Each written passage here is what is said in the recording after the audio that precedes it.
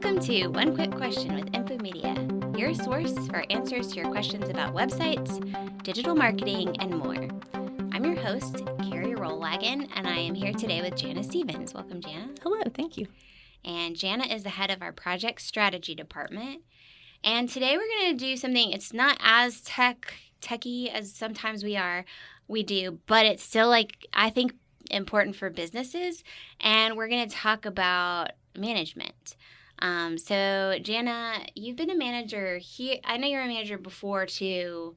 You've been a manager for 3 years here? Mm-hmm. Okay. Yeah. I don't know when this happened. Feels like, I depend on you a lot, so I'm glad. I'm glad you're a manager. Thank you. So tell us a little about the team that you manage. What team do you manage? So I manage our project strategy team. So right now it consists of 3 project managers, and all of the project managers have very different styles. But one thing that they do have in common is that they all have a genuine desire to serve our clients, which I think is awesome. Yeah, that is definitely true.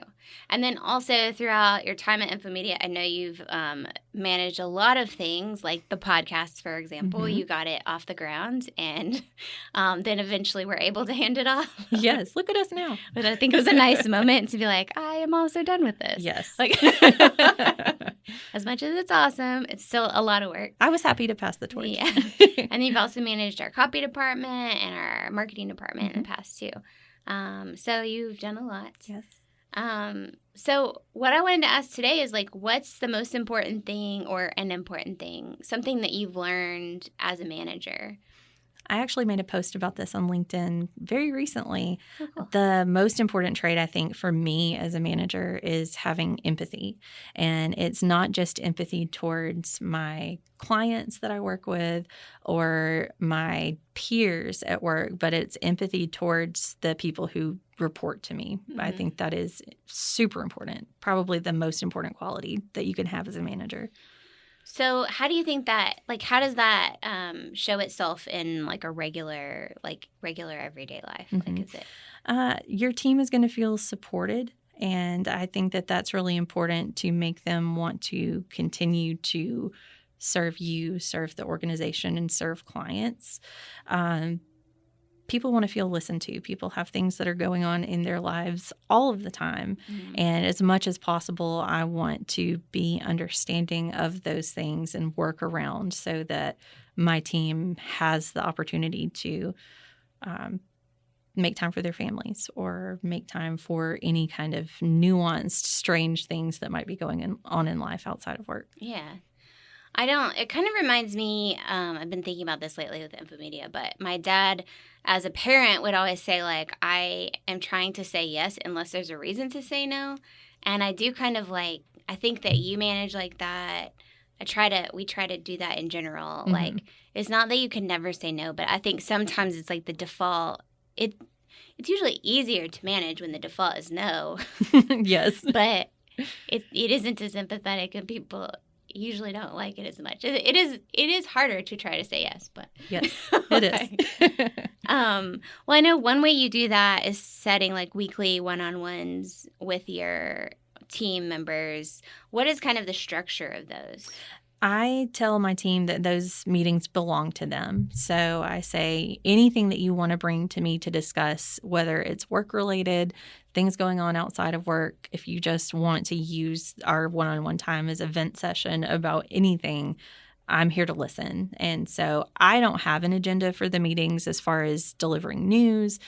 Those meetings belong to my team because I think that it's very important to give them a chance to be heard about anything that they may be thinking of or struggling with or ideas that they might have to make the team better. Yeah, I think that's great. Are there other things that you do to connect with your team, some things like that, or is it just... We've done team happy hours before, and I actually haven't had the chance to do it since my team has its current members. Yeah. But back at the end of 2022, we had done a couple of happy hours just across the street at Pepper Place over at the Lombard. Yeah. Just a chance to get out of the office, have a drink together, and talk about things that are related to work or may not be. Yeah. Because it's important, I think, to bond and just be able to spend that time to feel comfortable enough with your coworkers to want to collaborate with Yeah. them. Well, I even think the like the happy hour, and even now you do like lunches and stuff that are a little different, I think is responding somewhat to who your team is. And you may do a happy hour still, that may be good. But I know your team before was like probably more into that. And now you have a couple parents with very young children. Mm-hmm. So it may be like, cool, but I really need to go home. Like, Yes. So I even think that is kind of responding to what people, like knowing the needs of your team instead of just saying like, well, I always do a happy hour, so let's go. Yes. Let's go have fun. Has there and I'm not saying like throw anybody under the bus here or anything, but in the past, have there been things that rubbed you the wrong way by like a manager, or even that you did it as a manager, were told to do, that you're like consciously, I'm going to do something different, or... Mm-hmm. Yeah, in previous roles, I was doing a job in a field that was relatively new, and so the manager that I had at the time was less familiar with the role than I was, and the manager had a lot of ideas and feedback, but because the role was so new in a field that was just kind of taking off, there were best practices that I had learned through professional development or online courses or conferences that I attended that kind of went against what that manager was trying to tell me to do. And so I did have to take things into my own hands during that time to say, yeah, I understand you want me to do it this way. However, this is what the stats say. This is what I've learned from the experts that I've been working with. Sometimes that went over okay, and sometimes it didn't. And that was a little hurtful to me because as a manager, I never want to be the type of person to get mad at my team for doing what they feel is right if it is not what I have told them to do. I want to be understanding, and I want to let my team feel like they are experts and confident enough to make the right calls. And I wish that I had been allowed to do that in the previous role. So it's influenced a lot of how I think about management. Yeah, I actually think I really like the format of the one-on-one, just saying like, this is your meeting. Like, because I do think as a manager too, it's like, I know I like tend toward being controlling. Like, it's hard not to do that, so. It really is. So letting somebody else dictate the terms, it seems like even something like that, it's opening the door for like, if you, like, say that same situation happened and you told them to do something, or I asked them to do something that they were like, I actually think that's not best practice.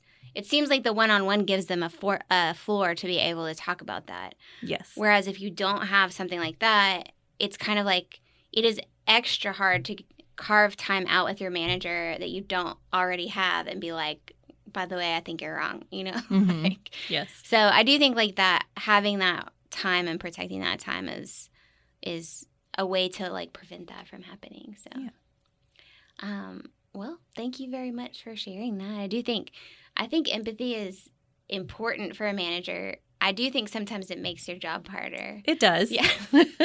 One of our other managers was stressing over something with his team, and I said, like, this would managing would be easier if you were a meaner person. That's why a lot of managers are mean. Yes. It actually is draining to actually care about your people.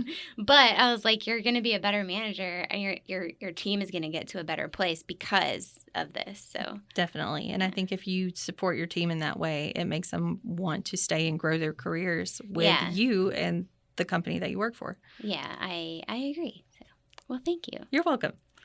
One Quick Question is developed and hosted by me, Carrie Rollwagon. Our producer is Elena Harmond. Our theme music is by Brad Davis, and our video and sound engineering are done here in the Infomedia studios. You can find show notes or find out what Infomedia can do for your business at infomedia.com/quickquestion. And we like to leave you with this thought.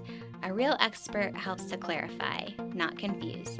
So don't take website advice from someone who can't give you a straight answer.